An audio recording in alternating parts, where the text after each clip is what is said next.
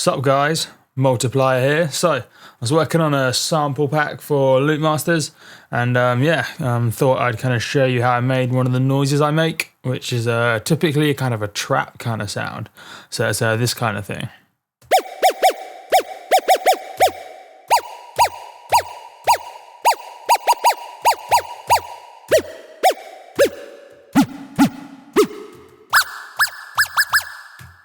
Cool, you get the idea. It's all kind of trappy and stuff. I guess you can use it in Mumbaton, electro house, electro, pretty much anything, but it's that kind of whoopy, bubbly noise. Call it what you want. I'll show you how I made it in Massive, because it's the best synth for making massive stuff. Cool, so nice and simple. I might as well file new sound. I'll show you how I made it. So first of all, we did file new sound, and then we're going to turn off the vibrato. So we'll just clear macro 1, because we don't need some vibrato. First of all, we're going to go like Norway, not like Norway's, like always, into the oscillator tab, and then we're going to turn on the restart via gate.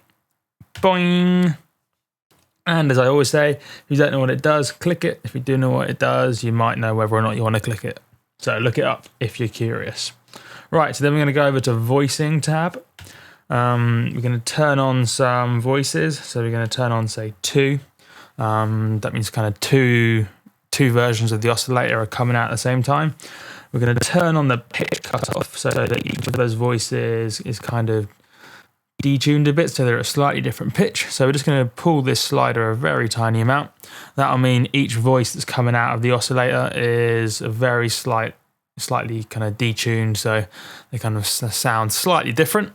Then we're going to turn on the pan position, leave it as default all the way to the left, and that'll basically mean each of those voices is coming out of a different speaker. Because they're slightly detuned, but not that detuned, what that means is the sound will basically sound wide, just kind of like tricking your brain. So I'll kind of show you by playing a note exactly kind of how that works. So turn it off, turn it on. That's the detune and the pan position.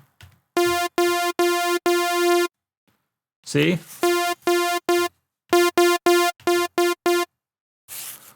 So widen shit. Cool, useful little widening tip. Did a whole video on it a while ago, but yeah. So we want to make the sound wide, super important. Now we got that. What we're probably going to want to do is kind of stick some macro knob on this wavetable position. So it's fine to leave it as square or saw. Typically the sort of noises we make for trap and that are just either square or saws. So we're going to click this little arrow here, click it over here, boing, and then we're going to drag it around. And now when we kind of drag this macro knob 1 around, it will kind of vary between square wave and saw wave.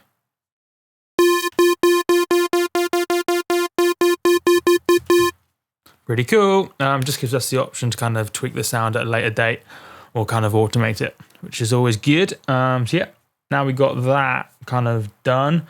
I'm going to go to one of the cool bits, which is we're going to get the kind of the shape of the wave, all kind of how we like it. So we're going to go to 4th envelope here, and you'll notice the 4th envelope is defaulted to the amplitude of the main wave. So what we're going to do is, we've got to clear these macros. What's going on? Whack. Must have been a little glitch. Right, sorted. So yeah, the kind of shape of the main wave is defaulted to the 4th envelope, so we're going to shape that how we like. Now I'm going to do a proper tutorial on the loop parts of the envelopes in Massive, because they're pretty cool. I've only just really got into them, to be honest, but yeah, we're going to use them now. So this has got a cool little attack bit here, but what I want for this kind of noise is the attack to kind of be kind of curvy like that. Just because it gives a kind of nicer sound. So the way we can do that, kind of like bodging it, is turn the attack down, make sure the delay's down, turn the level of the attack down, bring this decay forward a bit, and then we're going to turn on the loop. So we're going to set it to loop 1. So click and drag up. Again, if you don't quite know what's going on with this loop bit, I will do a tutorial in about 10 minutes or so on the loops. We're going to do mode. We're going to choose sinoid, I think, and then we're going to pull the level down, and then we're going to pull the S loop forward, and now we got this cool kind of shape, and this will be the shape of kind of the sound we're making.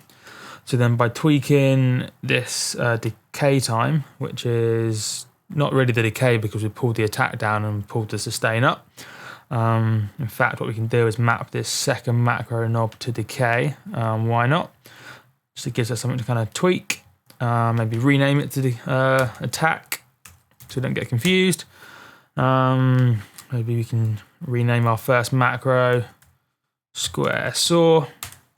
And now by tweaking this, it tweaks the attack of the wave thing.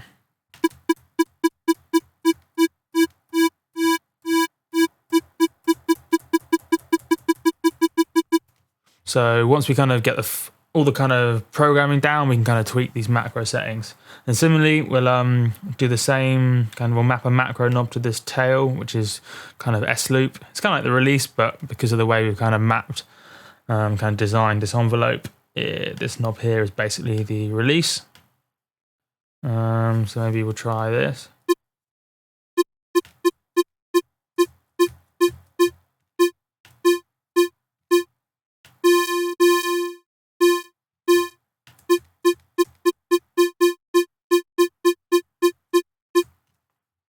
Should be cool. So now rename that tail, and then again, once we kind of finish this, we can kind of tweak these settings. It's always useful if you're kind of not sure, you got these kind of minor just preferences, just to kind of map the macro knobs to them, just so you can tweak them nice and simply at the end. Also gives you something to kind of automate throughout a track, just to kind of add some variation, which is always cool. Also means if you kind of save the preset and then you kind of come back to it in a year's time or even 2 days time and you completely forgotten, you can just play with these settings. So useful little tip, something I haven't been doing until recently, to be honest. And then what else do we need to do? Oh yeah, the cool little thing. So we're going to map this same envelope here, this fourth envelope, which is basically the shape of the wave that's coming out. We're going to map that to the pitch of the oscillator.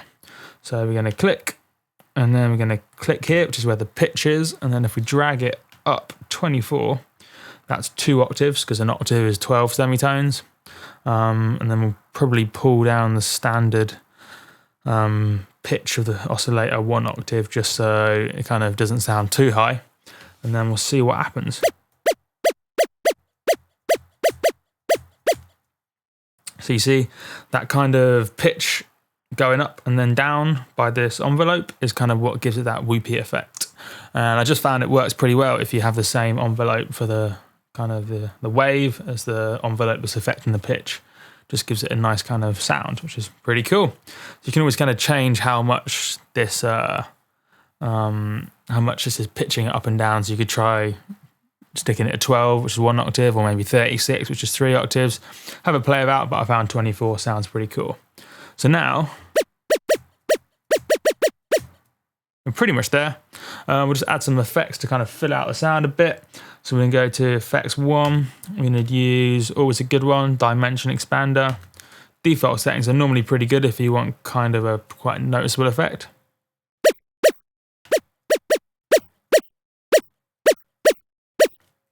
So for something like this, I might just leave it like that because I want quite a noticeable effect.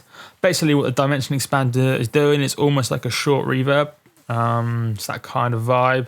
Just takes kind of like a thin, kind of not very real, not very interesting sound and just makes it sound realer by adding in some subtle kind of fake reverb, like fake echoes. Just kind of fills it out, makes it sound cool, makes it sound big, makes it sound like it's got a space to it. Always a good one. And in fact, if you find that effect quite cool, I think Steve Duda managed to extract the code in Massive of this particular effect, so you can use this effect by itself as a plugin. So have a look at that. But yeah, probably adds a bit of reverb in as well. So we'll just choose reverb. Maybe some settings like this might be cool.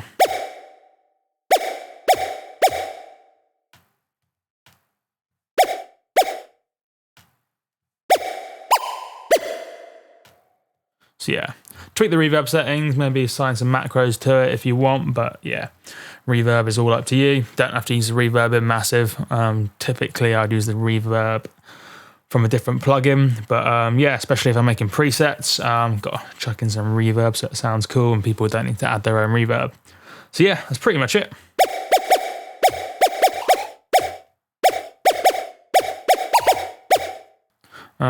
So yeah, might be useful to, what else could be useful to kind of make sure you got set up. Maybe set up the pitch bend if you want to do some pitch bend stuff in your track.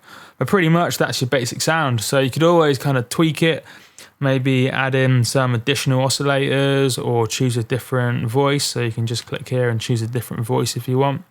Could even do some stuff with the modulation oscillator, with the phase or the ring modulation, or run it through some filters up here. But to be honest, that's your standard sound. Tweak it how you like. But yeah, useful for trap, mumbaton, electro, pretty much anything. You need some whoopy noises. So yeah, I've been multiplier. I've got some links below to like 1400 of my old Massive presets. So like a few days ago, I literally just copied all the presets that are on my computer into one big file. So there's 1400 of them.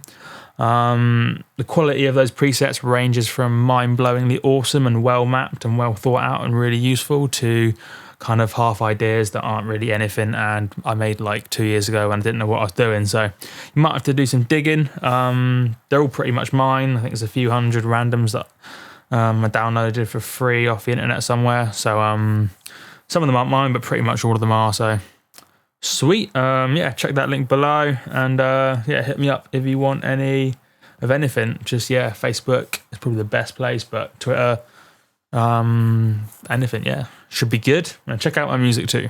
Do that. Sweet. So yeah, enjoy Massive. I'm just about to do a tutorial on the loops, I think, because I haven't really done one of them yet, and I've only just really learnt about it. So yeah, should be good.